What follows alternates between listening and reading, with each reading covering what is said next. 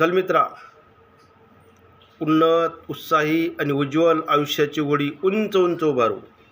मित्रा, उन्नत, उज्ज्वल आणि उत्साही जीवनाची गुढी उंच उंच उभारू. सुखी, समाधानी, स्वानंदी जीवनाच्या मंताक्या आपण मारू. सुखी, समाधानी, स्वानंदी जीवनाच्या मंताक्या आपण मारू.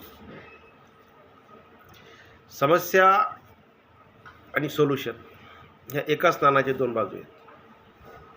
ज्या अर्थी समस्या आहे त्या अर्थी सोल्युशनही आहे. फक्त आपला पायाचा दृष्टिकोन सगळ्यात महत्त्वाचा आहे. आपण फोकस कशावर करतो? समस्येवर करतो की सोल्युशनवर करतो? याच्यावर त्या समस्येचं निराकरण किती लवकर आणि वेळेत होईल हे डिपेंड असतं. एक तरुण होता, त्याला एका मीटिंगला अर्जंट जायचं होतं. ऑफिशियल मीटिंग होती, लवकर जाणं गरजेचं होतं. पण कर्मधर्म संयोगाने त्याला उशीर व्हायला लागला होता. तो सकाळीच घरून निघाला. 12 वाजेची मीटिंग होती. दुसऱ्या गावाला मीटिंग होती. तो निघाला. उशीर झाल्यामुळं तो घाई गडबडीत निघाला होता. मग माणूस घाईत असल्यानंतर शॉर्टकट शोधतो. आणि शॉर्टकट हा नेहमीच शॉर्टकट ठरलं असं सांगता येत नाही. तो शॉर्टकट मार्गाने जायचा प्रयत्न करायला लागला आणि गाडी फास्ट चालवायला लागली. ज्या मार्गाने त्याला जायचं त्यातून एक शॉर्टकट रस्ता त्याने घेतला आणि तो जायला लागला. पण तो शॉर्टकट त्याला फारच लॉंग कट पडायला लागला. नेमका तो शॉर्टकट एका नदीच्या नदीजवळ येऊन थांबला. त्याने विचार केला, आता काय करावं. त्या नदीने एक पूल जात होता. मग त्याने गाडी रिव्हर्स घेतली आणि त्या पुलावरून घालायचा प्रयत्न केला. त्या शॉर्टकटमध्ये जाता जाता त्याला गाडीचे गिअर, त्या गाडीची असणारी अवस्था थोडीशी स्मूथ झाली नव्हती.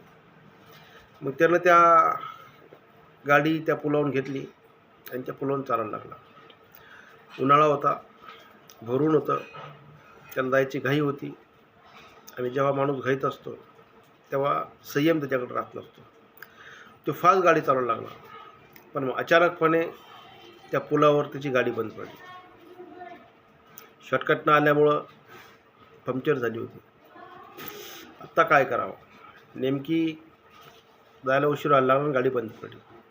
त्याला काही सूचना झालं. मग त्याला विचार आला, यार स्टेपनीच आहे आपली. मग त्याने घाई गडबडीमध्ये गाडी साईडला घेतली होती. पुलावरती खाली नदी होती. स्टेपनी काढली आणि ते गाडी लावायला लागलं. लावता लावता त्या घाई गडबडीमध्ये त्याच्याकडून त्या गाडीच्या चाकेचे 3 जे नट आहे ते खाली पडून गेले. त्याला प्रचंड राग आला. आता काय करावं? गाडीला त्या चाकाला 4 नट असतात, 3 तर पडून गेले. आत्ता लावावं कसं? तो फार विचलित झाला. त्याचा स्वतःचा ताबा सुटायला लागला आणि स्वतःला दोष, त्या वेळेला दोष आणि त्रागा करायला लागला. इकडं तिकडं पाहिलं कोणी मदतीला दिसत नव्हतं दूरपर्यंत.